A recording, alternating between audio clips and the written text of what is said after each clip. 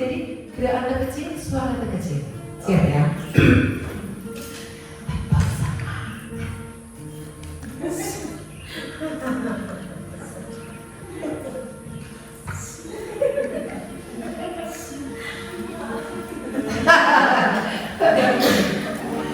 Lebih kecil lagi. Siap ya?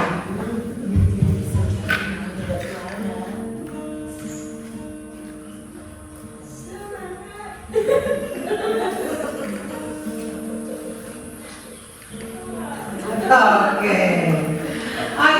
ya kita boleh berdiri. Kita mau puji Tuhan dulu.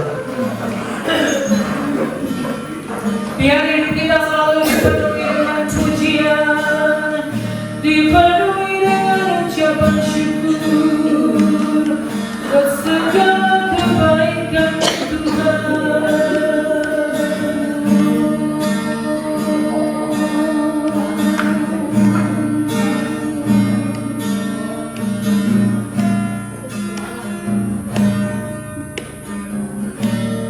Banyak yang kau perbuat di dalam hidup, rancangan hidupmu terjadi di hidupku.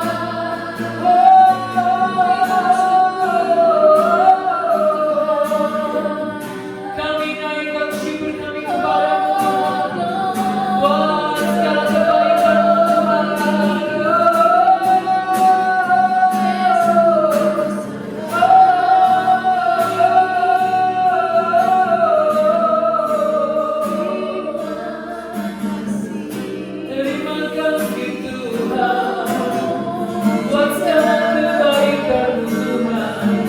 Terima kasih Tuhan. Ini hidup kami dedikasikan kepadamu Tuhan. Hidup kami biar jadi kemuliaan bagi nama-Mu. Biar hidup kami dipenuhi praise and worship kepadamu. Biar bibir kami senantiasa memuliakan nama-Mu. Dan hati kami senantiasa menyembah-Mu Tuhan. Hidup kami bagi kemuliaan nama-Mu. Berkati sesi ini yang kami dedikasikan bagi Engkau. Biar segala pujian, segala kemuliaan, segala pengajaran kembali bagi hormat kemuliaan nama-Mu. Di dalam nama Yesus Engkau berkati sesi kami. Haleluya. Amin. Silakan duduk. Terima kasih. Coba lihat kanan kirinya dulu. Apa ada indikasi wajah-wajah ngantuk enggak? Coba lihat dulu kanan kirinya. Kalau sebelah Anda itu kira-kira mau ngantuk, agak dicubit sedikit. Cubit sedikit. Oke. Jangan terlalu keras cubitnya. Oke. Kita masuk di sesi yang kedua. Kalau sesi pertama, perempuan yang menarik hatinya Tuhan itu adalah yang hidupnya seimbang. Yang kedua, perempuan yang menarik hatinya Tuhan adalah perempuan yang suka memuji dan menyembah Tuhan. Memuji, menyembah Tuhan bukan soal suara kita merdu atau enggak, fals atau enggak. Memuji dan menyembah Tuhan adalah sikap hati kita. Maka orang yang suka memuji dan menyembah Tuhan, dia itu enggak suka ngomel, dia itu enggak suka menggerutu. Orang yang sikap hatinya memuji dan menyembah Tuhan itu tidak terbatas, oh berarti suka nyanyi, bukan hanya itu hanya sebagian kecil. Masalah suka nyanyi itu sebagian kecil, tetapi sikap hati yang suka memuji dan menyembah Tuhan itu lahir dari hati yang bersyukur, hati yang mengasihi Tuhan, hati yang berpaut kepada Tuhan, hati yang melekat sama Tuhan. Ya, jadi orang yang suka memuji dan menyembah Tuhan, ya otomatis dia suka nyanyi. Tapi tidak hanya sesempit nyanyi itu toh. Aku nggak terlalu suka nyanyi, mungkin berarti aku nggak suka memuji dan menyembah Tuhan. Ya enggak, orang itu keluar dari hati kita. Bisa berupa apa saja. Bisa berupa nyanyian, bisa berupa doa syukur, bisa berupa kata-kata yang mempermuliakan nama Tuhan, dan bisa luas sekali cakupannya. Oke.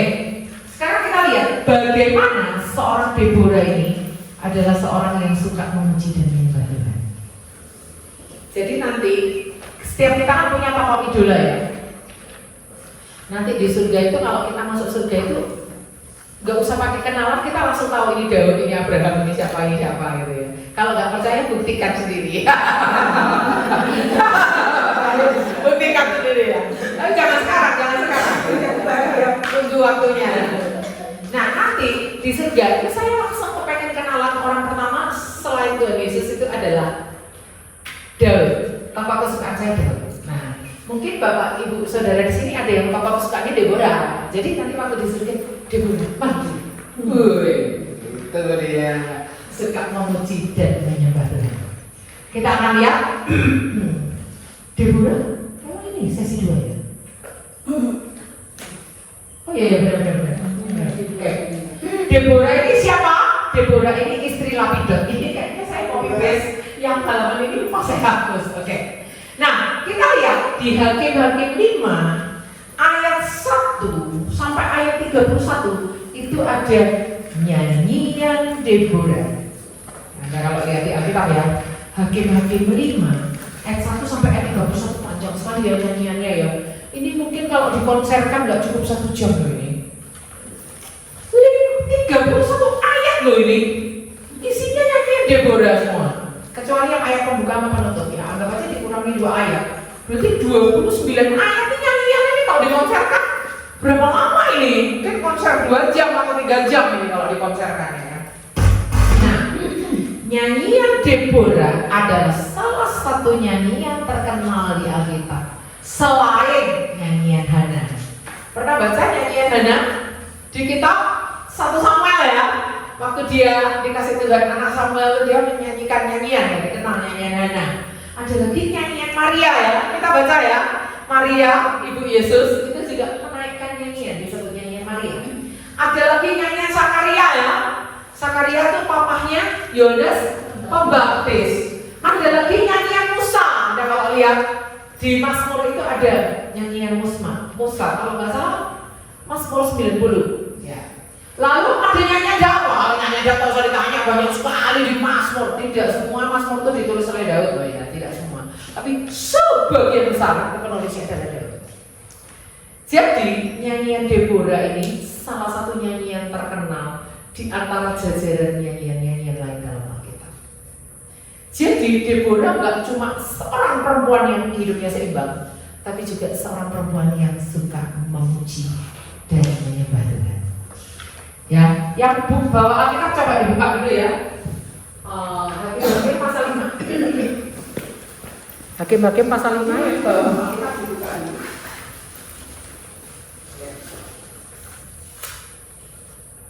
Saya akan bacakan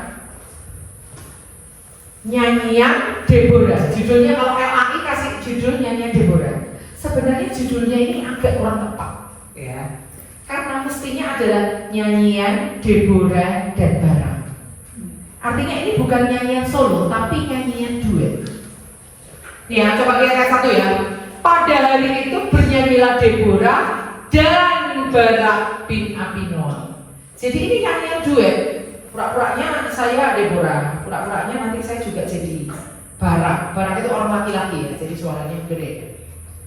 Karena pahlawan-pahlawan di Israel siap berperang, karena bangsa itu menawarkan dirinya, dengan sukarela pujilah Tuhan. Ini Barak nih yang nyanyi. Deborah lagi. Dengarlah ya raja-raja, pasanglah telingamu yang pemuka-pemuka.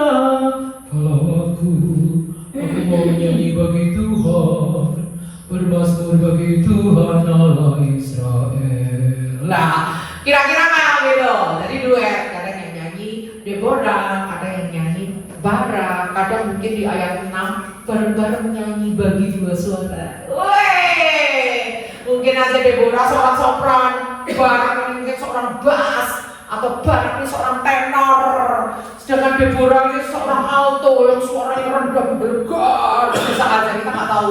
Di Alkitab ya tulis loh, Deborah ini suaranya sopran atau alto, Barak ini tenor, bariton atau bass, nggak ada di tulis Alkitab. Tapi ini adalah nyanyian duet antara Deborah dan Barak. Nah, kembali ke poin saya, kembali ke laptop ya. Oke, next kita lihat siapa penulis nyanyian. Walaupun nyanyinya duet, saya percaya nyanyian Deborah ini ditulisnya oleh Deborah.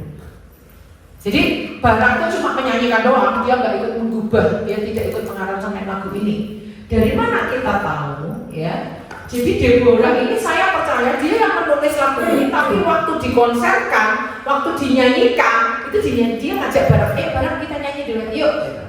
Tapi pencipta lagu ini adalah Deborah. Dari mana? Dari fakta-fakta berikut ini.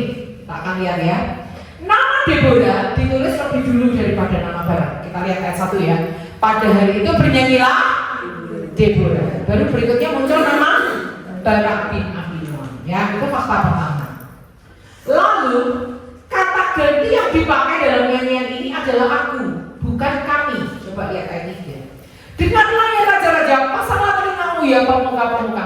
Kalau aku, berarti yang nulis ini bukan orang dua, bukan Deborah dan Barak. Kalau penulisnya orang dua pasti kalau kami, gitu kan. Penulisnya berarti orang satu.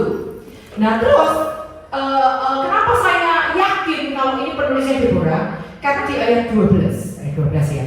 Bangunlah, bangunlah Deborah, bangunlah, bangunlah, nyanyikanlah suatu nyanyian, bangkitlah Barak dan giringlah tawananmu hai anak Abinoam. Bangunlah, nyanyikanlah suatu nyanyian. Jadi ini Deborah menulis lagu ini tapi menuliskan namanya sendiri di situ. Contoh misalnya saya nih namanya Grace. Waktu saya menulis lagu di bait keduanya saya menulis gini, ayo Grace pujilah Tuhanmu. Padahal yang nulis ya saya. Paham ya? Jadi di sini bagaimana Deborah nyanyikanlah, Deborah ngomong ke dirinya sendiri, dimasukkan dalam lagu itu. Seperti itu ya. Next, alasan berikutnya adalah di dalam ayat itu dikatakan bangunlah Deborah, nyanyikanlah suatu nyanyian. Itu kalau di bahasa Indonesia terjemahannya kurang jelas. Kalau dalam bahasa NKJV New King James Version itu tulisnya Village Life Kiss.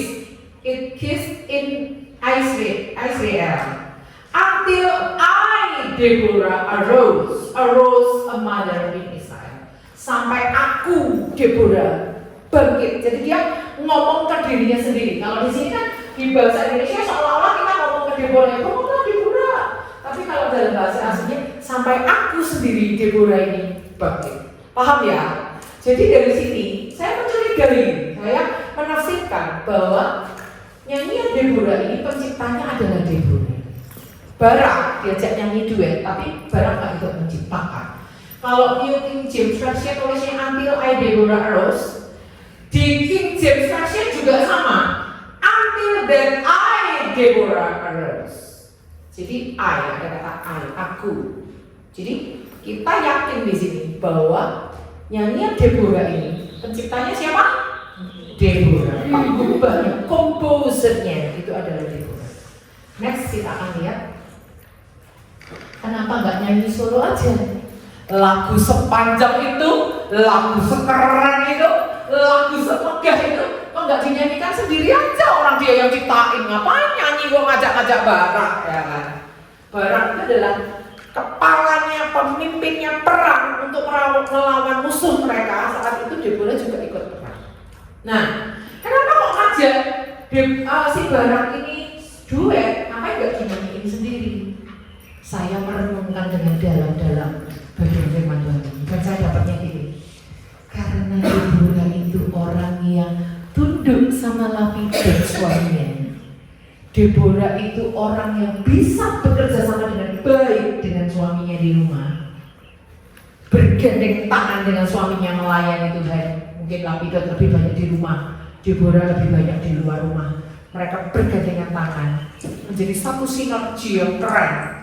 Maka ketika Deborah menciptakan lagu yang sepanjang itu, dia nggak mau nonjol sendirian, dia nggak mau nyanyi solo sendirian. Ayo Barak, kita dulu tiap nyanyi sama-sama. Padahal lagu ciptaan dia bukan orang yang suka nonjol sendiri, kelihatan kayak paling moncer sendiri, itu dia nggak mau.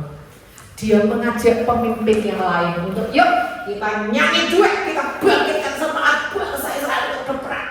Kita mau sampaikan puji-pujian kepada Tuhan. Yuk Barak, yuk kita sama-sama yuk.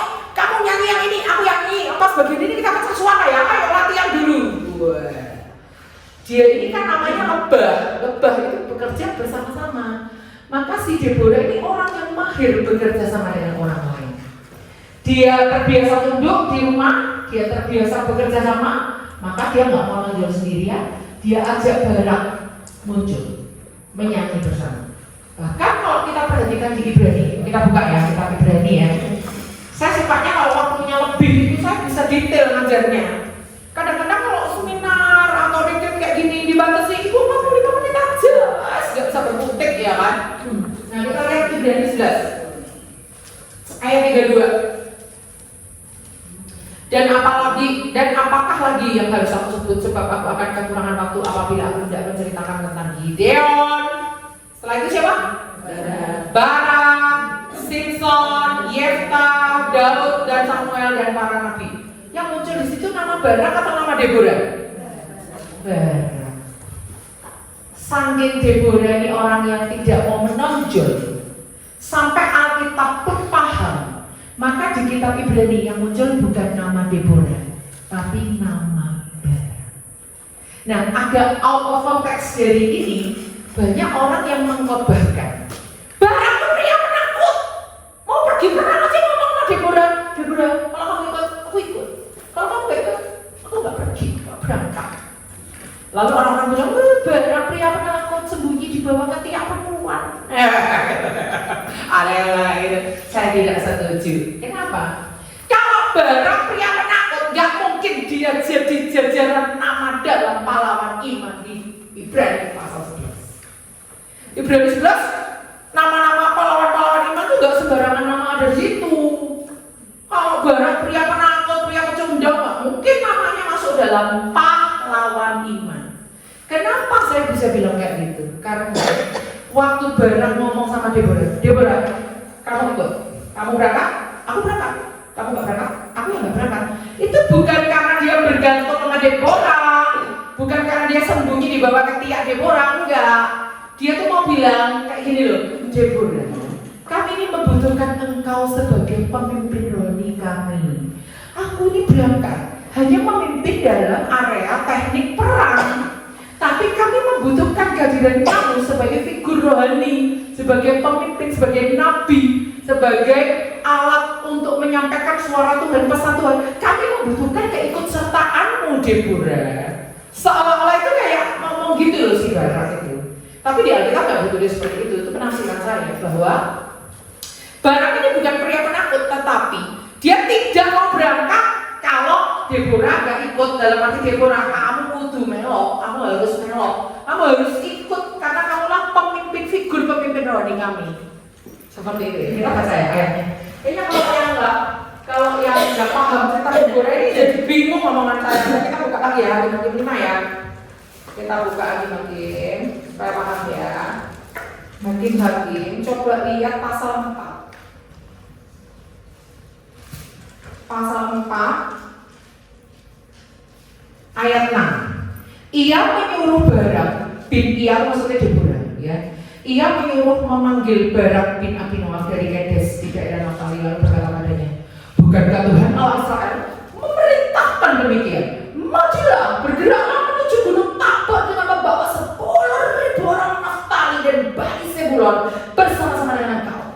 Dan aku akan menggerakkan Sisera panglima tentara Yakni dengan kereta-kereta yang berpasukan-pasukannya menuju engkau di sungai Kison, dan aku akan menyerahkan dia ke dalam tanganmu.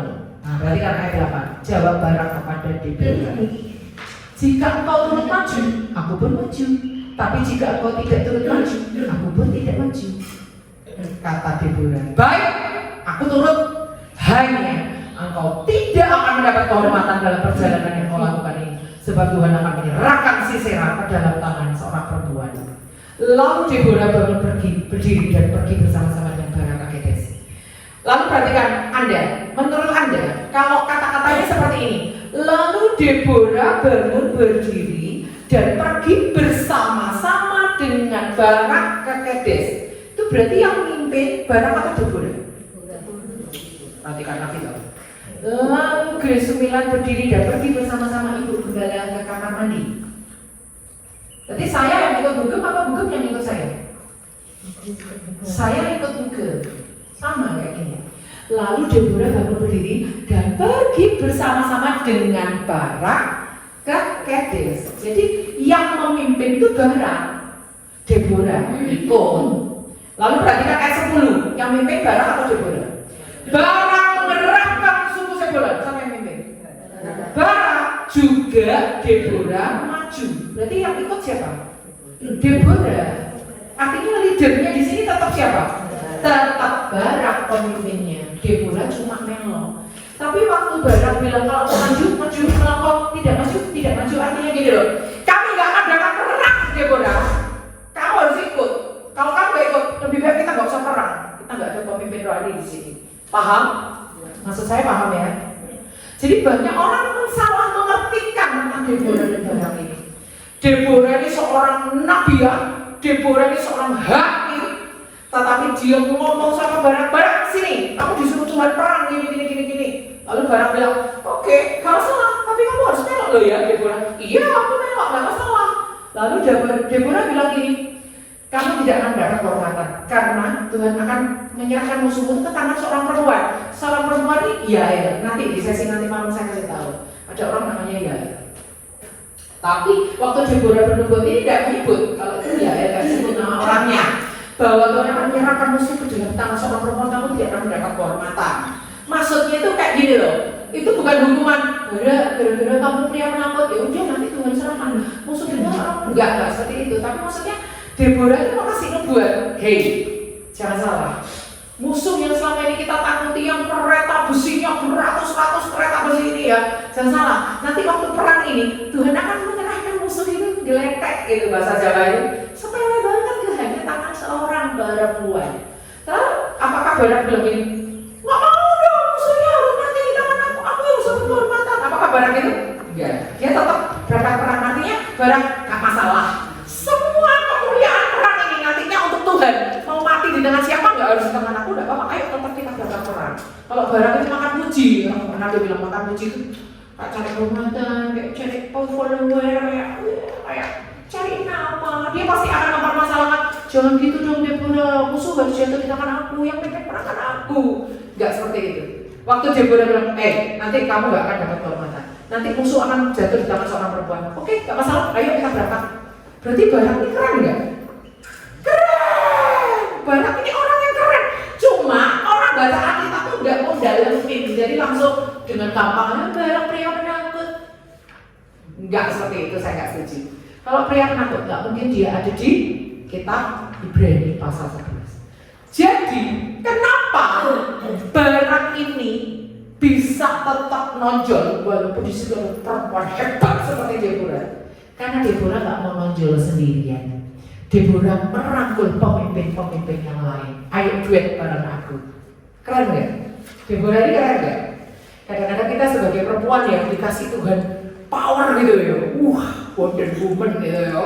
Power ya, popo iso serba bisa. Perpres pasangannya ya enak, kok kayak rapi misalnya gitu ya. Pelayanan ya, pekerjaan ya mantap, anak-anaknya jadi kafe, kita jadi superwoman gitu ya. Kadang-kadang kita salah menempatkan diri.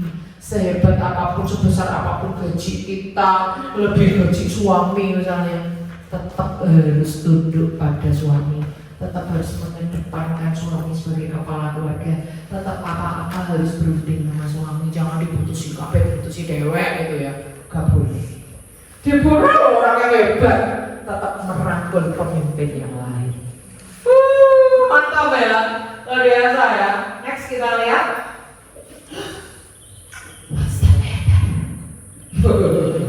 Lanjut.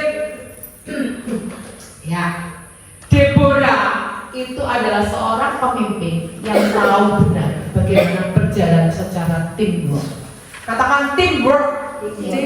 Teamwork itu rekan kerja. Kalau bahasa Inggris terlalu sulit mungkin. Teamwork itu artinya misalnya Bu Gembala, ada punya di bawahnya ketua komisi wanita.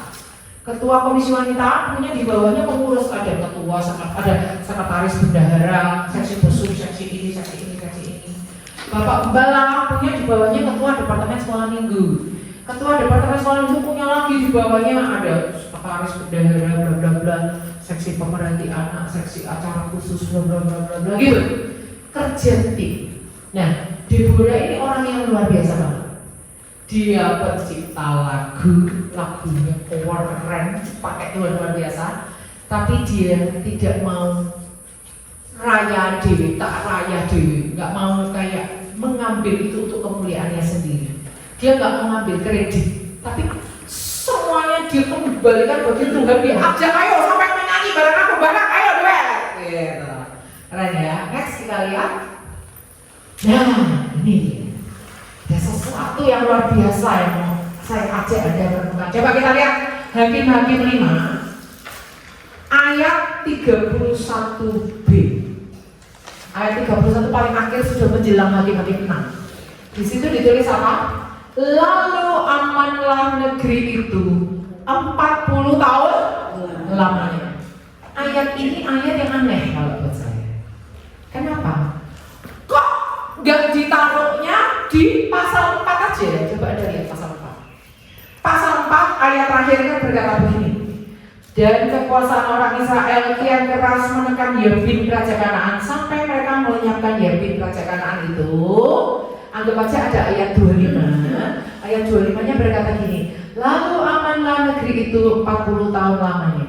Jadi kalau ayat 31b tak pindah ke pasal 4 ayat 25, cocok nggak kalau menurut Anda? Cocok ya? Dan kekuasaan orang Israel kian keras menekan Yabin Raja Kanaan sampai mereka melenyapkan Yabin Raja Kanaan itu. Lalu amanlah negeri itu 40 tahun lamanya. Cocok nggak?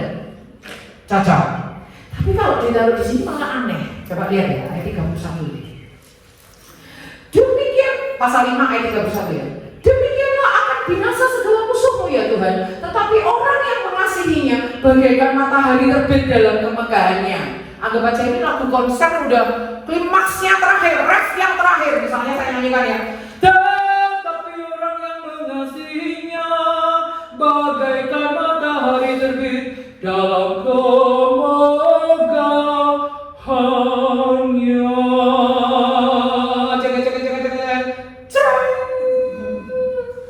Lalu amanlah negeri itu 40 tahun lamanya.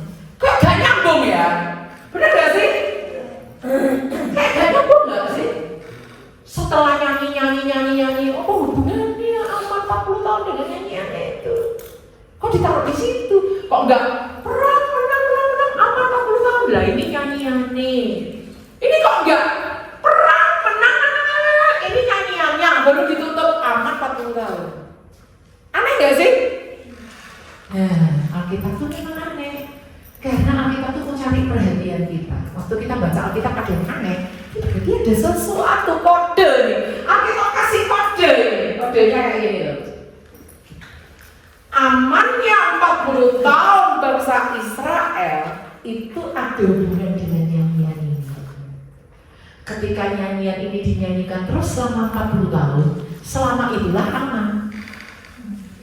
Dinyanyiin di rapat PKK, kan nyanyi loh 10 program pokok PKK ada lagunya kan? Ini enggak, lagunya Mas Deborah. Bukan Mas PKK, bukan. Upacara lagunya Mas Deborah. Ada yang ulang tahun lagunya Mas Deborah. Ada yang apa lagi? Ada yang ulang tahun pernikahan lagunya Mas Deborah. Ada anak lahir lagunya Mas Deborah. Terus. Ketika bangsa Israel nyanyi, disitulah iman mereka bangkit. Karena di nyanyian Deborah itu menyatakan kemuliaan Tuhan, menyatakan kemenangan mereka atas musuh, menyatakan musuh mereka kalah, menyatakan Tuhan itu dahsyat, Tuhan itu hebat, Tuhan itu keren. Pada saat bangsa Israel mungkin anaknya lahir nyanyi, ayo kita nyanyi lagu Mas Deborah, nyanyi. Iman mereka bangkit lagi. Musuh datang, mereka tetap menang.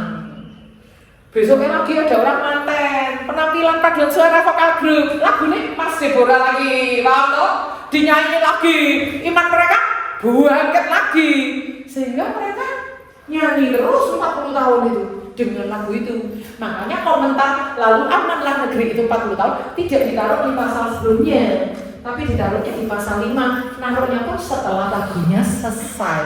Artinya bagaimana bisa aman 40 tahun ini? Karena nyanyi terus selama 40 tahun. Nah, kenapa kok nyanyinya cuma 40 tahun? Kita nggak tahu, karena biasanya hakim-hakim yang lain itu ditulis lalu matilah Samgar, lalu matilah siapa? Gideon, matilah Simpson, gitu ya. Kok Deborah nggak ada tulisan lalu matilah Deborah. Tapi mungkin kenapa nyanyinya cuma 40 tahun? Setelah 40 tahun mungkin Deborah mati. Kita juga nggak tahu. Deborah mati nggak ada yang ngomong-ngomong, Mas Deborah, gak ada yang nyanyi himne Deborah, nggak ada. Akhirnya orang nggak nyanyi lagi, imannya lemah lagi. Musuh datang, mereka kalah lagi. Paham? Coba kita lihat pasal 6. Di pasal 5 ayat terakhir dikatakan lalu amanlah negeri itu 40 tahun lamanya. Pasal 6, tetapi orang Israel melakukan apa yang jahat di mata Tuhan. Sebab itu Tuhan menyerahkan mereka ke dalam tangan orang Midian. Berapa tahun? 7 tahun lamanya. Jadi mungkin, ini saya nggak bilang ya karena di Alkitab ada tulis. Mungkin setelah 40 tahun itu Deborah mati, bangsa Israel nggak taat sama Tuhan lagi. Nggak taat sama Tuhan lagi, akhirnya mereka kalah lagi sama orang Midian. Paham? Lah kenapa kok 40 tahun ini iman mereka tetap teguh? Ya karena menyanyikan nyanyian-nyanyiannya Deborah terus-terusan selama 40 tahun. Nyanyian itu yang membuat iman mereka bangkit. Nyanyian itu yang membuat mereka itu enggak loyo, membuat mereka paham kalau Allah Israel, Allah pemenang kok, kita umat yang lebih pemenang kok, kita ini punya warisan rakyat surga, buat kita ini orang-orang yang tidak boleh jadi pecundang bahwa musuh itu ditaruh di bawah kaki kita. Mereka tuh paham. Begitu nyanyiannya enggak dinyanyikan lagi, sudah habislah mereka sama musuh mereka. Tunduk lagi di bawah kekuasaan musuh, dijajah musuh lagi. Coba ada renungkan. kok Isa nyempal di sini ya? Yang pasal 5 ayat terakhir. Lalu amanah negeri ini, kenapa kok naruhnya di sini? Aneh. Padahal kemenangannya udah ditulis di pasal 4 ayat terakhir. Kok nggak kemenangan aman 40 tahun nih lagunya? Kok ini menang lawan musuhnya, ini lagunya aman 40 tahun? Aneh nggak sih? Anda bisa menangkap yang saya maksudkan ya? Jadi nyanyian itu membangkitkan semangat orang Israel, membangkitkan iman bangsa Israel. Makanya ya, kan ada di Alkitab tuh Louis menurunkan imannya ke Eunike, Eunike menurunkan imannya ke Timotius. Cara menurunkan iman tuh dia coba. Kalau kita goreng tempe, kasih tempe ya gampang kalau kebereng. Nih tempe. Nah kalau menurunkan iman tuh caranya gini. Kepikir gak? Iman timbul dari pendengaran akan firman Kristus. Kristus itu artinya yang diurapi. Iman timbul dari pendengaran akan firman yang diurapi, firman Kristus. Jadi caranya Louis menurunkan imannya ke Eunike itu lewat perkataan yang didengar. Lalu Eunike menurunkan imannya ke Timotius lewat perkataan yang didengar sehingga imannya Timotius ini timbul. Contoh, Timotius mau berangkat sekolah. Mama, oma, aku mau berangkat sekolah. Zaman dulu kan ada sinagoga ya, tempat belajar. Hati-hati loh nak, nanti kalau nyebrang, jangan sampai kamu tabrak loh ya. Kamu nanti nak tabrak ya apa? Tabrak itu kuda-kuda, kereta-kereta. Hati-hati loh ya. Itu bukan perkataan iman. Kalau perkataan iman, nak percaya Tuhan jaga kamu. Iman lah ya, biar beserta kita. Tidak mengucapkan kata-kata yang membuat dia khawatir. Nanti kamu nanti tabrak kuda, kepala bocor, berdarah, kau mati. Mama nenek aku gak punya cucu lagi ketika aku ya apa nanti. Itu bukan perkataan iman. Contoh misalnya mau ujian, awas dulu. Kamu nanti jangan sampai nanti kamu gak naik loh. Nanti kamu naik kamu gak naik loh. Jadi pikirannya gak naik. Kamu goblok. Nanti aku goblok. Berarti percuma aku belajar aku tetap goblok. Berarti perkataannya itu enggak perkataan iman. Kalau perkataan iman itu beda. Nah, kamu tuh bukan orang bodoh. Tuhan tuh kasih otakmu tuh sempurna. Mama yakin kalau kamu belajar, kamu pasti naik kelas. Walaupun sama kan maksudnya. Kita berpikir dengan bahasa ancaman itu dia akan takut kalau kamu belajar. Enggak. Yang kita ucapkan itu hidup dan mati dikuasai lidah. Apa yang kita perkatakan? Menggemakan mati akan memetik buah kematian. Menggemakan hidup akan memetik buah kehidupan. Jadi kita nggak boleh, nah, kamu nggak KPR, nanti kamu nggak naik kelas, kamu nggak naik kelas nanti mama malu, terus nanti uangnya sama sekolah tuh uangnya itu buang-buang percuma, nanti mama jadi miskin. Nah, itu kalimatnya negatif, nggak naik, miskin, malu. Nah, belajar yang rajin, kamu rajin, kamu bisa memuliakan nama Tuhan. Apalagi kamu naik kelas, papa akan bersuka cita. Sama nggak sih? Sama, tapi cara mengungkapkannya tidak sama. Jadi Timotius kok bisa jadi pemuda beriman? Karena cara ngomongnya neneknya, cara ngomong maminya ke dia itu kalimat yang penuh iman. Nah, Deborah waktu nyanyiin imannya, waktu nyanyiin kemenangan dari Tuhan, itu membungkus bangsa Israel selama 40 tahun. Sekarang dia kanan kirinya bilang gini. Tidak, coba 1, 2, 3. Jadi saya bilang gini, membungkus bangsa Israel selama 40 tahun. Begitu ada kata 40 tahun, Anda langsung tengok kanan kiri langsung gitu ya. Jangan. Jadi Bapak Ibu Saudara, nyanyian Deborah, imannya dia kepada Tuhan ketika dinyanyikan itu membungkus bangsa Israel selama 40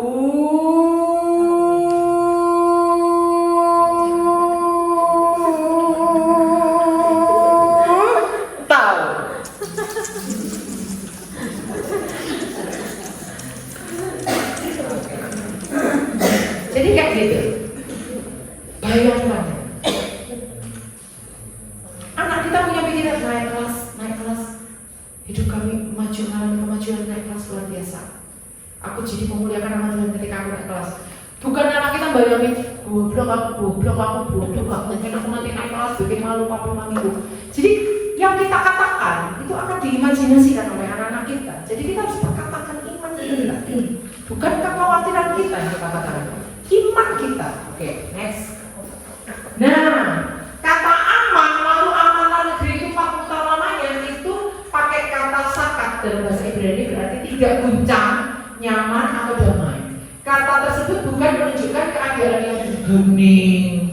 Aman itu bukan berarti kalau misalnya hening, sepi, gak ada pergerakan, bukan.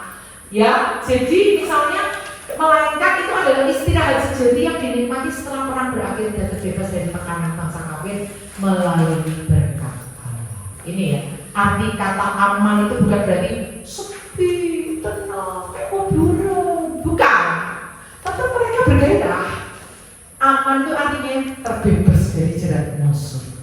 Wow, keren ya. Next kita akan lihat.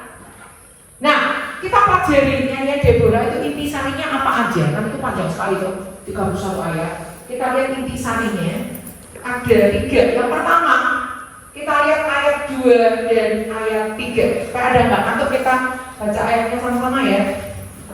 Hakim-Hakim 5 ayat 2 dan 3.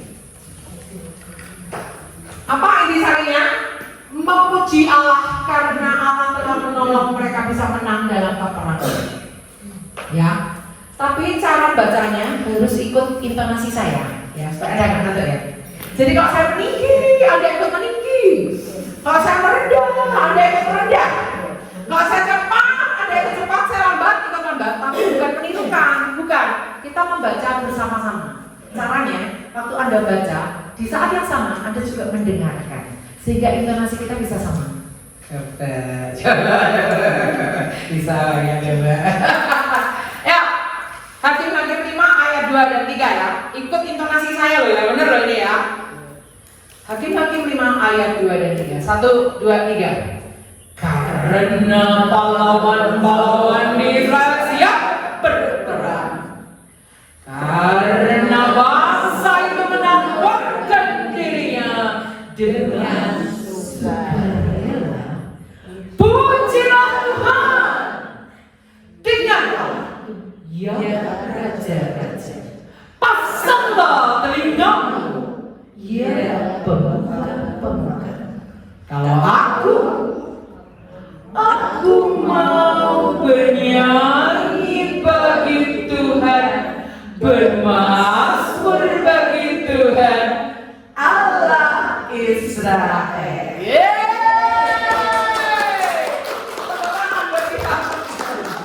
Nilainya 9. 10 tante. Kalau itu tante maju.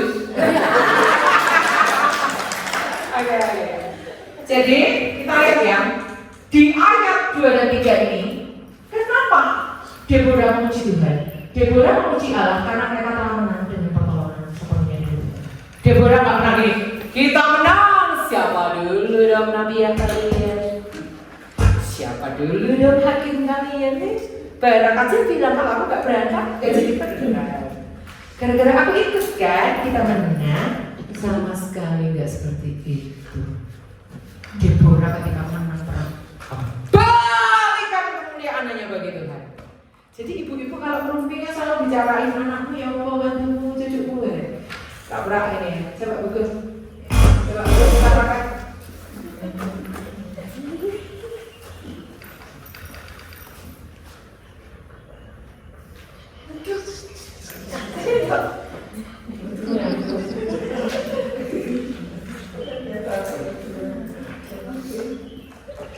Bu, saya dengar-dengar anaknya ibu apa namanya, punya visi yang kuat, punya cita-cita yang keren gitu, besok setelah SMA mau gini-gini.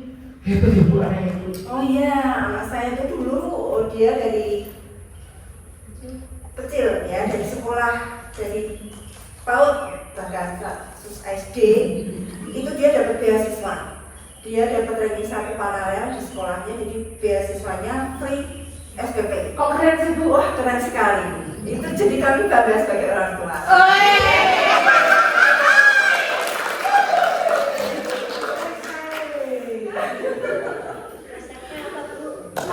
Terus pertanyaan saya kedua, saya dengar ya suami ibu tuh pelayanannya sangat diberkati Tuhan, diurapi Tuhan, khotbahnya sangat memberkati, menggembalakan sesuatu dengan hati Bapak. Kok keren banget sih keluarga Ibu? Oh iya.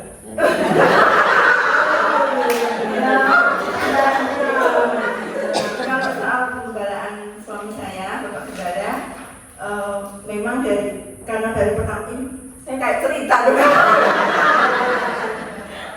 ya karena belum lama ya, baru berapa tahun. Kalau memang dibilang berhasil ya semoga itu bisa menjadi contoh yang baik bagi jemaat yang digembalakan di tempat kami. Itu aja. Jadi itu apa? Jangan gara-gara Ibu yang hebat tuh mendampinginya. Oh enggak.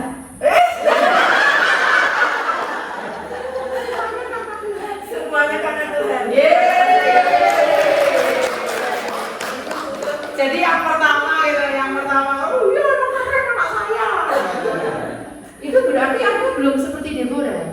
Deborah mimpin perang menang, waktu menang dikembalikan ke Tuhan. Memang keluarga saya pinter-pinter.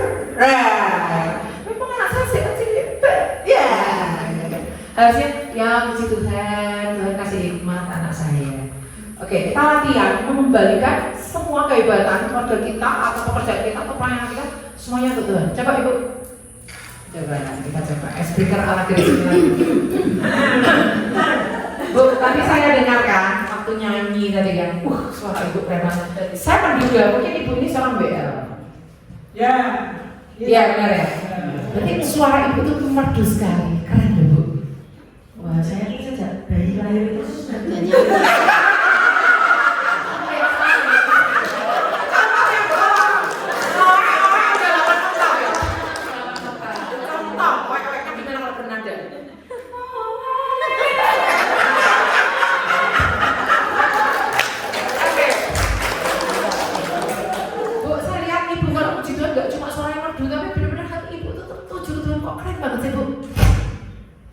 Ya, karena saya mengekspresikan rasa syukur saya kepada Tuhan karena semua Tuhan sudah memberikan ke saya. Bahkan dengan suara saya ini saya ingin selalu memuliakan nama Tuhan. Masuk jawabannya sejak janin ke 7 orang. Bukan bayi lagi, jamin. Karena Ibu ketemu WL yang lain, kan belum ikut ini. Dia nggak kenal, Ibu kan bilang, saya sejak bayi udah 7 orang. Saya malah sejak janin. Jadi Deborah, apa yang membuat dia puji Tuhan? Karena dia nggak mau ambil kredit untuk dirinya sendiri. Dia nggak mau meraih semua pujian untuk tertuju ke dia. Jadi kan segala pujian hanya bagi dia. Orang yang sombong salah ngomong. Segala pujian dibagi 2. Tuhan 50%, aku 50%. Puji dia, haleluya. Karena orangnya sombong, dia salah. Puji saya, haleluya. Puji saya, oke. Hati-hati. Deborah, walaupun dia seorang nabi, dia seorang hakim, dia ikut mengiringi bangsa Israel berperang. Dia sama sekali nggak mau dipuji. Dia serahkan pujian itu kembali untuk Tuhan. Wah, kita lihat berikutnya. Allah sendiri turun untuk menghantam pasukannya kuat. Jadi ini nggak usah kita baca ayatnya, tapi dalam nyanyian Deborah, dia menunjukkan mereka kok bisa menang itu gara-gara apa? Gara-gara dalam peperangan itu Tuhan itu menghantam pasukannya musuh mereka. Sisir. Tangan Tuhan yang kuat itu yang buat mereka menang. Deborah nggak sama sekali dalam nyanyian dia bilang, karena kami pandai berperang, karena senjata kami lengkap, karena kami latihan dulu sebelum berangkat berperang, maka kami menang. Enggak. Karena tangan Tuhan yang kuat melawan musuh-musuh kami, maka kami menang. Deborah tahu peperangan itu milik Tuhan, yang perang itu Tuhan. Jadi dia kembaliin kemuliaan ya bagi yang layak, yaitu Tuhan. Next kita lihat Tuhan mengacaukan Sisera, yaitu ayat 15. Deborah tahu musuh tuh kok bisa kalah, gimana caranya Tuhan mengalahkan? Padahal mereka punya kereta besi ratusan, sementara orang Israel senjatanya nggak ditulis di situ senjatanya apa. Jelas kalah dengan kereta besi kalau secara manusia, tapi kok bisa menang? Karena apa? Karena Tuhan mengacaukan pihak musuh. Sama waktu Yosafat berperang melawan orang Moab, orang Meunim, orang Amon. Itu Yosafat aja Yosafat lucu. Barisan Padosona malah di depan. Aku Padosona itu loh gak pakai senjata apa ya kan. Barisan saya bawa senjata malah di belakangnya orang Padosona ini. Waktu mereka berangkat perang, mereka nyanyi satu hamba bawa sana untuk selamanya kasih setianya. Itu lagu refnya nyanyian Musa. Waktu Yosafat sama orang-orang Padosona nyanyi lagu itu di tempatnya jauh, ibaratnya kayak sini di Magelang gitu, coba Magelang ya. Di Magelang sana, di tempatnya jauh, musuh-musuhnya perang-perangan sendiri, kalah-kalah sendiri, mati-mati sendiri. Itu kan musuhnya ada 3, A lawan B, mati, B lawan C, mati-mati juga. Jadi waktu mereka udah nyampe sana, gak usah perang, loh, mati semua, tinggal jarak kok. Jarak aja 4 hari, baru jaraknya habis. Bayangin ini. Artinya ketika kita memuji meninggikan Tuhan, Tuhan membuat gendang telinga iblis itu pecah, sehingga iblis itu jadi budek. Karena ruah itu artinya memecahkan gendang telinga. Jadi ketika kita bersorak begitu itu gendang telinga iblis itu pecah. Karena gendang telinga iblis pecah, dia jadi budek. Komunikasi di antara mereka itu kacau-kacau sendiri, mereka mati-mati kacau-kacau sendiri. Ketika kita memuji Tuhan, masalah kita itu selesai dengan sendirinya, Tuhan sendiri yang beresin. Tapi aneh ya, kok Tuhan bilang sama Yosafat, pergilah maju berperang. Tapi kalimat berikutnya bilang, tidak usah kamu berperang. Iya dong, kok tidak usah berperang, ini suruh maju berperang, ini kita sendiri. Dua-duanya benar, pergi maju, tapi sampai sana musuhnya udah kalah karena Tuhan yang udah perang dulu ya. Sama, ketika kita memuji Tuhan, itu seperti remote control. Jadi waktu bangsa Israel bahwasanya itu kayak remote ditekan dari sini. Di sana terjadi kekalahan musuh. Padahal ini belum nyampe sana loh. Belum nyampe sana, ini di tempatnya jauh. Sama. Ibu berdoa untuk anak ibu yang lagi sekolah. Di sini ada anak-anaknya yang kuliah di luar kota, kos. Kita itu bisa jadi remote control ketika kita memuji, menyembah Tuhan, ketika kita berdoa dari tempat jauh. Karena kuasa Tuhan itu tidak dibatasi oleh dimensi ruang dan dimensi waktu. Contoh, Pak Gembala khotbah itu masuk YouTube. 3 bulan kemudian saya dengar khotbah bisa diurapi. Saya dapat kayak pewahyuan, dapat rema, dapat urapan yang sama nggak? Padahal saya nggak di jam itu kan kesaktiannya. Karena yang namanya urapan tuh nggak usah dibungkus urapannya yang berlaku di ibadah ini tok. Ini rekaman ini ditonton nanti 2 minggu lagi oleh ibu-ibu yang tidak ikut, mereka juga bisa terberkati, benar? Padahal kan udah lewat acara kita, benar? Karena urapan Tuhan, pekerjaan Tuhan tidak bisa dibatasi waktu, nggak bisa dibatasi ruang. Bahkan Alkitab ini yang kita baca, ini sudah ditulis ada yang sampai ribuan tahun yang lalu, masih memberkati kita sampai sekarang, betul ya? Nah, perhatikan nyanyian Deborah. Dia memuji Allah yang mengacaukan musuh di tempat jauh sebelum mereka tiba di tempat peperangan itu. Makanya kalau kita punya masalah yang budet, gak bisa selesai, mantumu pokoknya ini Tuhan karakternya, cucumu Tuhan pacaran dia orang gak seiman Tuhan. Terus ini apa, anakku pilihan pekerja ini apa Tuhan. Kita punya masalah-masalah yang bagaikan benang ruwet yang kita gak bisa menyelesaikan, budet, semuanya berputar-putar buat kita gak bisa tidur, gak bisa buat kita depresi, stres. Apa yang harus kita lakukan? Perkatakan kemenangan yang daripada Tuhan. Perkatakan janji Tuhan. Perkatakan apa yang Tuhan inginkan dan buat kita. Jangan perkatakan kenyataan. Mancen ya, keluarga aku mancen ini. Ya mereka ini soalnya ini. Jangan. Tapi kita dalam nama Yesus, aku rebut suamiku yang saat ini belum percaya pada Tuhan. Aku perkatakan Tuhan, satu keluarga diselamatkan, seisi keluarganya akan diselamatkan. Di dalam nama Yesus, roh kotak-kotakan Tuhan turun atas suamiku. Aku menangkan Tuhan di dalam nama Yesus. Bantu aku untuk jadi berkat buat dia. Dia mengenal aku di dalam nama Yesus, akan melihat suamiku bertobat, percaya, bertekun untuk dibaptis. Gitu Tuhan, suamiku tapi sekarang belum percaya engkau. Terus aku harus gimana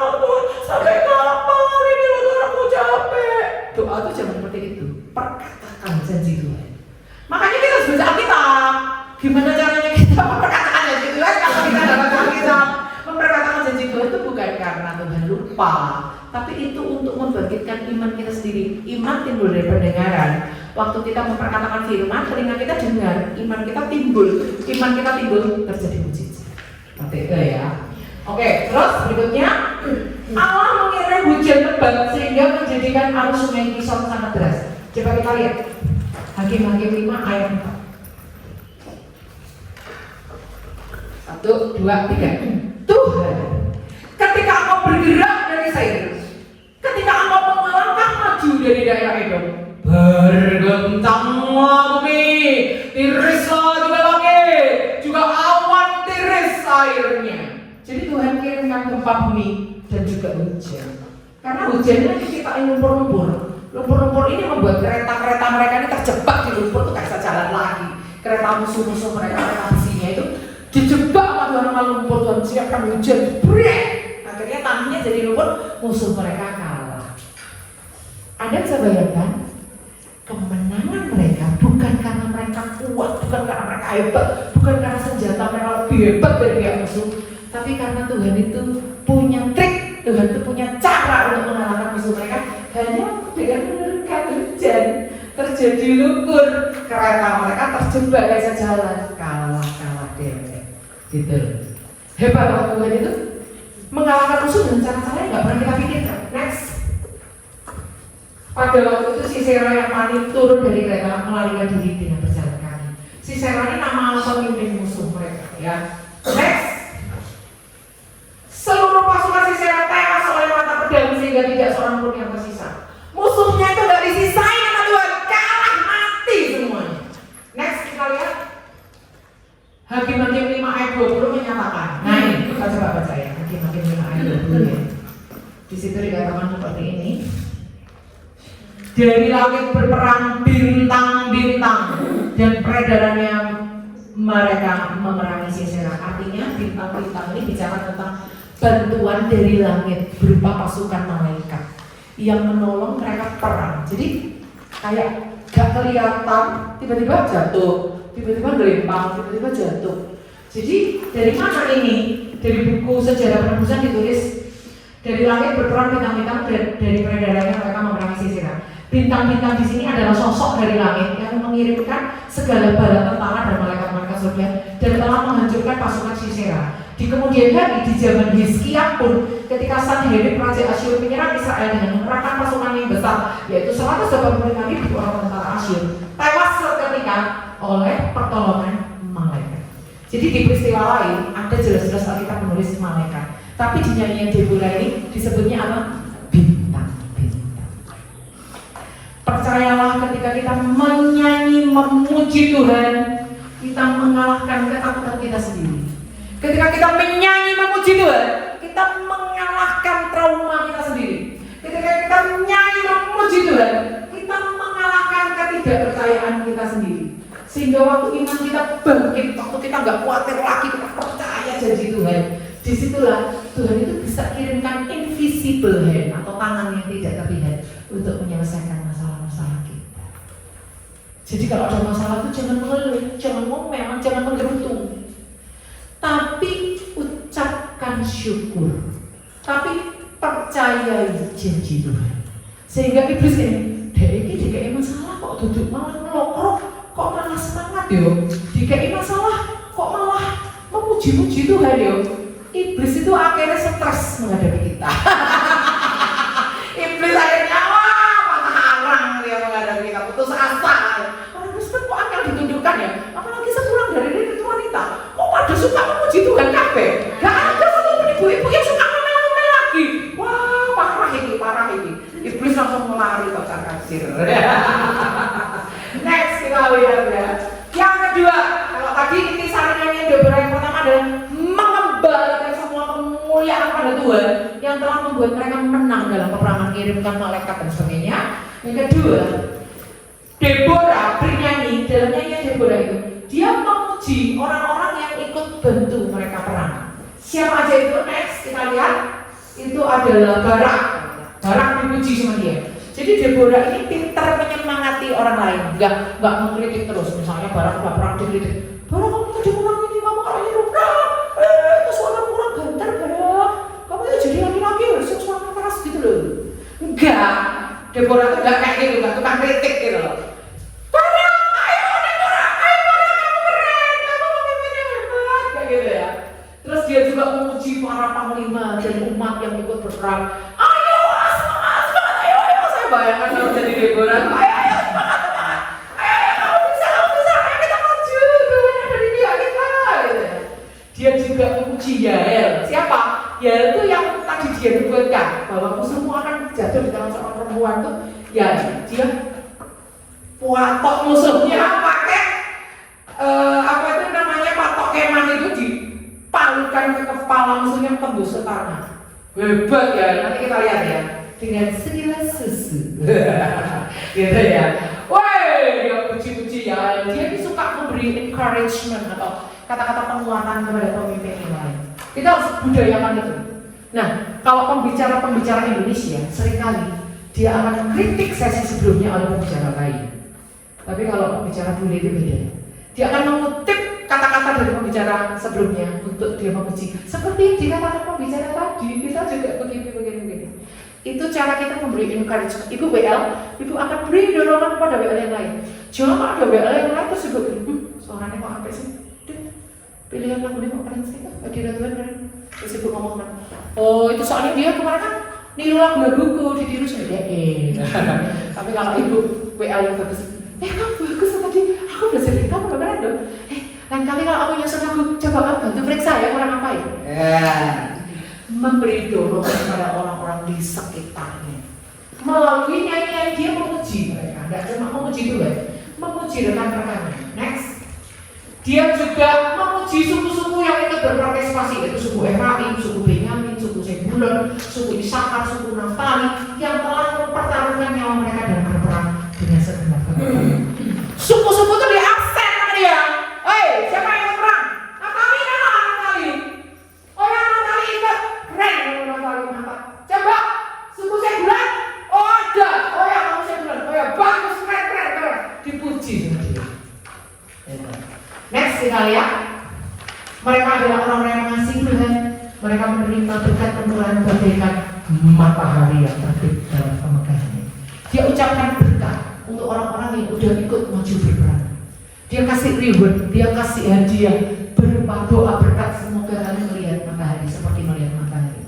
Next berikutnya, Deborah juga menegur suku-suku yang tidak ikut berperang.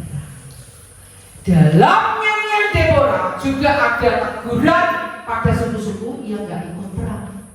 Artinya apa? Ketika kita memuji Tuhan, di saat yang bersamaan pujian kita kepada Tuhan itu bisa menguatkan orang-orang yang memang layak untuk mendapatkan kekuatan, tapi juga sekaligus menegur orang-orang yang gak mau tertib dalam hidup mereka.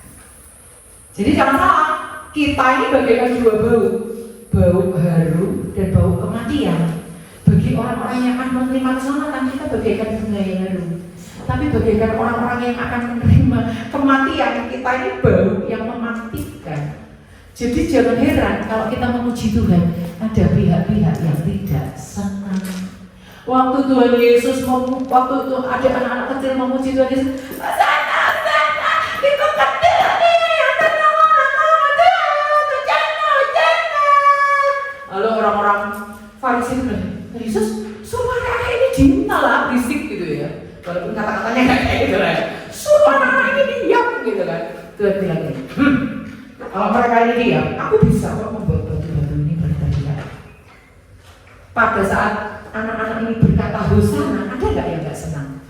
Ada. Nah, kita lihat di sini, Deborah nggak takut kalau dengan puji-pujian itu. Dia juga salah satunya dalam syair yang dia menegur suku-suku yang tidak mau pergi berperang. Apa aja itu suku-sukunya?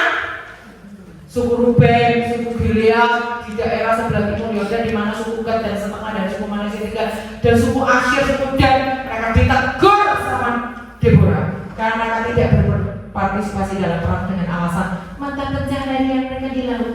Ya, kita lihat ya ayat 17. Hakim 5 ayat 17. Orang Gilead tinggal diam di seberang sungai Yordan dan suku Dan. Mengapa mereka tinggal dekat kapal-kapal? Suku Aser duduk di tepi pantai laut, tinggal diam di teluk-teluknya. Artinya, hei kalian kok gak melok perang sih? Gara-gara mata pencarian, gitu loh. Alasan kerjaan gak mau melok perang, gitu loh. Kayaknya Deborah mau bilang kayak gitu dalam nyanyiannya. Artinya, yuk kita ini jadi pribadi yang tegas. Katakan ya di atas ya, katakan tidak di atas tidak. Tidak, sesuatu yang pernah kita tegur. Ada yang gak beres, tegur aja. Tapi menegurnya dengan kasih. Menegurnya gak dengan benci. Jangan pakai kata-kata yang kasar. Menegurnya dengan kasih. Misalnya ibu nih, dapat tugas besok. Udah datang hari Kamis jam 7. Ibu tahu datangnya setengah 8, ya kan? Teman-teman harus tunggu delok jam. Ibu dengan santainya datang setengah 8, gitu ya. Nah, yang lain tuh harus berani negur, misalnya. Bu, mohon maaf, sayang kali di tempat waktu kita menghargai teman-teman yang udah cepet-cepetin loh masak untuk suaminya, untuk ke gereja kita biar bisa tepat waktu sambil ceritakannya ya Bu. Terima kasih Bu. Ibu ya Siapa loh ibu ya? Sekarang ini kamu garing. Jangan berarti tidak dengan kasih. Menegur itu dengan kasih. Juga jangan di depan umum, menegur di depan umum. Ibu enak ya, udah sabar. Ibu langgar peraturan. Ibu jangan pasal 5. Ayo. Thank you. Terus minggu depannya kalau di tengah waktu kita kasih pujian. Keren. Jangan gini. Tumben Bu depan waktu. Jangan digedokan. Deborah ini berani loh. Dia tegur loh suku-suku yang gak berangkat perang. Ditegur loh sama dia lewat nyanyiannya. Setiap kali bangsa Israel nyanyi, jadi ketahuan lagi, kebongkar lagi sampai dulu gak ikut perang. Malu gak? Malu loh. Ya, next kita lihat. Nah, ini semua saya ambil dari yang tentang intisari nyanyian Deborah tadi. Saya ambil dari buku Sejarah Penebusan, ya, halaman 186 sampai 186. Next, kesimpulan. Nah, kesimpulannya, nyanyian Deborah intisarinya yang pertama, bersyukur atas pertolongan Tuhan. Intisari nyanyian Deborah yang kedua adalah memuji pihak-pihak yang sudah ikut berperang. Intisari nyanyian Deborah yang ketiga adalah menegur suku-suku yang gak mau ikut perang. Artinya, ketika kita memiliki gaya hidup praise and worship, kita pakai hidup kita punya hati yang selalu puji dan menyembah Tuhan, memuliakan Tuhan. Disitulah kita mengembalikan segala kemuliaan bagi Tuhan. Disitulah kita menyemangati orang-orang yang perlu kita semangati. Dan disitulah orang-orang yang di sekitar kita yang masih tinggal dalam dosa, belum mau bertobat, gak mau keluar dari kebiasaan yang salah. Di situ waktu kita memuji Tuhan itu juga memurnikan mereka. Itu juga membuat seperti emas yang dimurnikan sana-sananya minggir semua. Itu puji-pujian dari hidup kita itu memberi ide, memberi semangat untuk orang-orang di sekitar kita. Baik, saya akan tutup materi kita yang nggak saya siapkan tapi Tuhan taruh dalam hati kita. Pak boleh bantu saya Pak lihat di konferensi Alkitab ya elektronik ya. Cari kata 10 kali menista aku. Jadi kita bilangan. Bentar ya, saya ini Alkitab saya baru jadi nggak ada tanda-tandanya. Saya repot pakai Alkitab ini. 10 kali menista aku. Bilangan berapa ya? 10 kali mencoba ya? Ya, bilangan. Bilangan 14, 22. Ya kita lihat, terima kasih ya Bapak. Bilangan 14 ayat 22 kita lihat. Semua orang yang telah melihat kemuliaanku dan tanda-tanda mujizat yang aku perbuat di Mesir dan di padang gurun, namun telah 10 kali mencobai aku dan tidak mau mendengarkan suaraku. Perhatikan ayat berikutnya. Pastilah tidak akan melihat negeri yang kujanjikan dengan bersumpah pada nenek moyang mereka. Semua yang menista aku ini tidak akan melihatnya. Artinya dari mereka berangkat dari tanah Mesir kan banyak tanda-tanda mujizat nih. Dihitung Tuhan selama dari Mesir sampai saat pasal itu ditulis. Pasal itu Tuhan menyatakan suaranya. Yang udah 10 kali menista Tuhan, 10 kali memberontak, bersungut-sungut, mengeluh. Padahal udah lihat mujizat-mujizat, tidak boleh masuk tanah Kanaan. Yang lolos tidak menggerutu selama 10 kali cuma Yosua dan Kaleb. Contohnya kayak gini. Gak ada air, ada haus. Oh,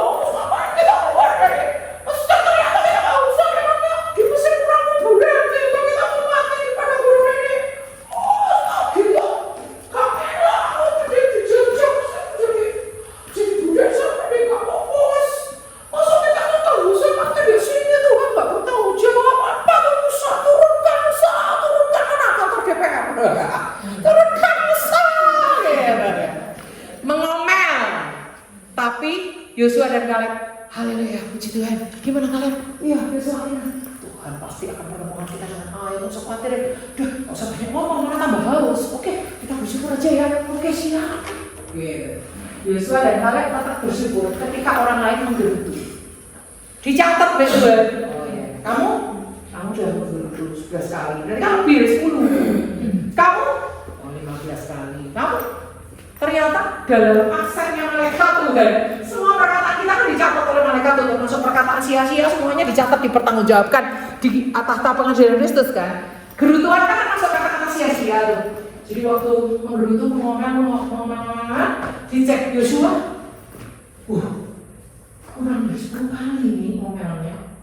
Kaleb juga kurang dari 10 kali nih. Dari jutaan orang yang mengeluhnya kurang dari 10 kali cuma Yosua dan Kaleb toh. Sisanya yang lain itu mengeluh, ngomel, menggerutu sepanjang perjalanan. Padahal udah lihat mana, udah lihat gunung puyuh, udah lihat laut terbelah, udah lihat udah lihat segala macam mujizat, tulang pertama, tulang kedua sampai tulang ke-10. Udah lihat semua mujizat, tetap ngomel. Batasnya berapa? 10 kali. Untuk kita tidak tinggal di zaman itu.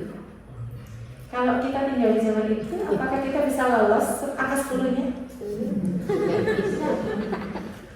Halo. Pertanyaan itu juga untuk kamu. Untuk kita ini tinggal di zaman anugerah, nggak ada aksen 10 kalinya. Tapi ingat, jangan sampai gara-gara kita suka ngeluh, kita ini nggak bisa lihat anak-anak. Jangan sampai gara-gara kita ngomel, kita ini nggak bisa melihat janji-janji Tuhan digenapi dalam hidup kita, dalam kita, dan keluarga kita, dalam masa depan kita. Caranya gimana supaya janji Tuhan digenapi? Asal ngomel, stop ngomel. Misalnya, kok sumuk yo? Itu ya sudah ngomel loh ya. Kok panas sih? Terus hujan, berhenti hujan lagi. Hujan kok gak minyak sih? Gitu ya. Benar gak sih? Kita suka ngomel gitu ya? Benar ya? Waktu panas kita ngomel bilang sumuk, pas hujan kita bilang gini, ya hujan loh. Terus Tuhan jadi bingung, tapi kita kayak hujan kok panas sih? Tuhan jadi bingung ya kan? Kenapa? Karena hujan mengeluh, panas mengeluh. Jadi kita terus belajar mengucap syukur. Bilang sama kanan kiri, belajar mengucap syukur.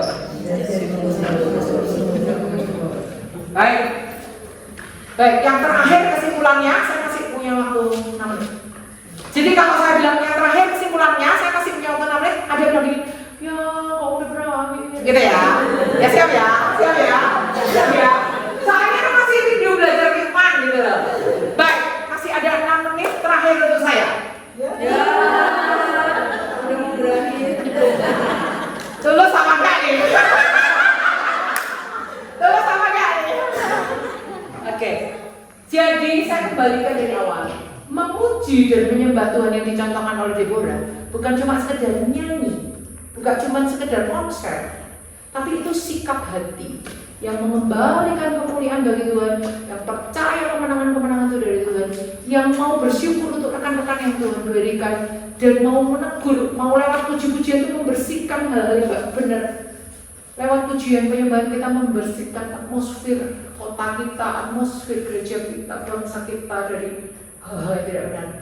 Karena iblis itu kan penguasa di udara. Waktu kita nyanyi, suara kita yang memenuhi udara. Jadi waktu kita suara kita nyanyi memenuhi udara, itu Tuhan bertahta di atas pujian kita. Jadi waktu kita nyanyi itu kita seperti kayak mendirikan kursi yang isinya adalah notasi-notasi suara kita. Kita lihat Mazmur 22. Semoga ayatnya benar ya. Kalau kita lihat ayat terakhir. Loh, ada nggak bilang ini orang terakhirnya tuh?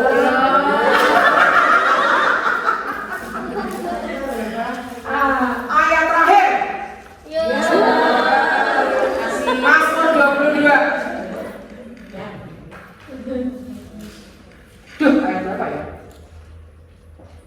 Ayat 4. Kita baca sama-sama ya. 1, 2, 3. Padahal engkaulah yang kudus, yang bersemayam di atas puji-pujian pujian orang bersemayam tuh ngapain sih? Duduk. Bersemayamnya di atas apa? Pujian. Artinya waktu kita Israel rohani, kita puji Tuhan, kita seperti membangun tahta Allah. Kita lagi bikin kursi untuk Tuhan duduk di atas pujian kita. Kok bisa gitu? Gimana sih Bu Grace? Ya karena kita di iblis kan penguasa di udara nih. Iblis nih. Ada iblis nih di sini. Nah, waktu kita puji Tuhan, suara kita kan memenuhi udara nih. Kalau menyanyi dengan sungguh-sungguh, ku bersyukur Bapa.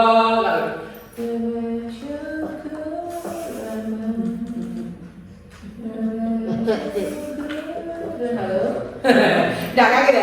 Waktu kita bersungguh-sungguh, suara kita kan memenuhi udara nih. Waktu memenuhi udara, kita membangun tahta Allah. Allah duduk di atas puji-pujian kita. Waktu Tuhan duduk di atas puji-pujian kita, kira-kira iblis gimana?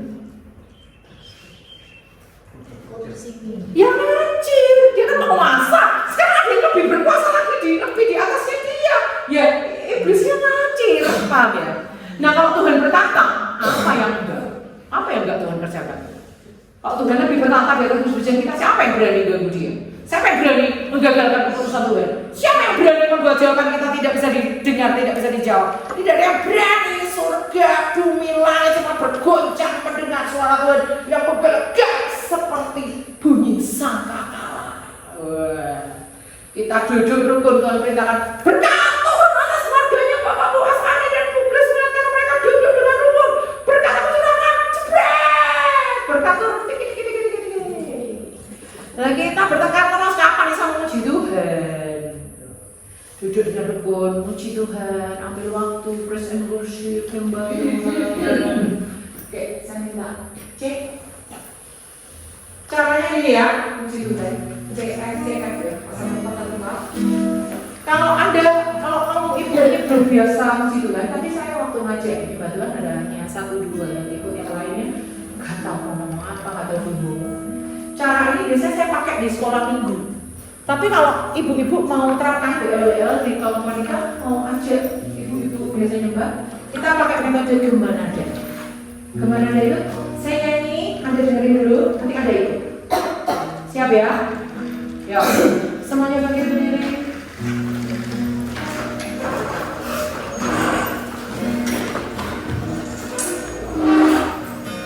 Kami memuji-Mu Tuhan. Kami menyembah-Mu. Harus ikut ketukanannya benar ya, Kak? Ibu. Kami memuji-Mu Tuhan. Kami memuji-Mu Tuhan. Kami menyembah-Mu. Kami menyembah-Mu. Kaulah yang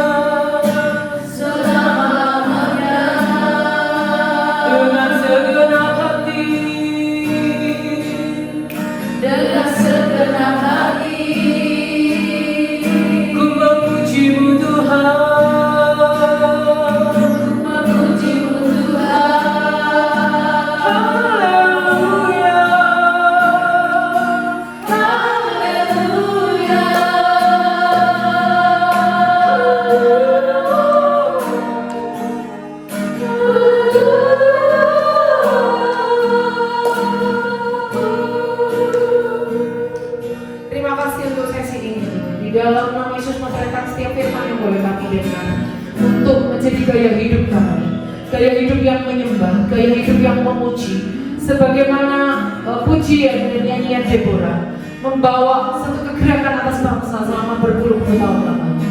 Demikian juga hidup kami akan membawa kegerakan bagi orang-orang sekitar kami, akan membangun atmosfer di atas kami, akan membawa tahta Tuhan turun atas keluarga kami, atas gereja kami, atas kota kami.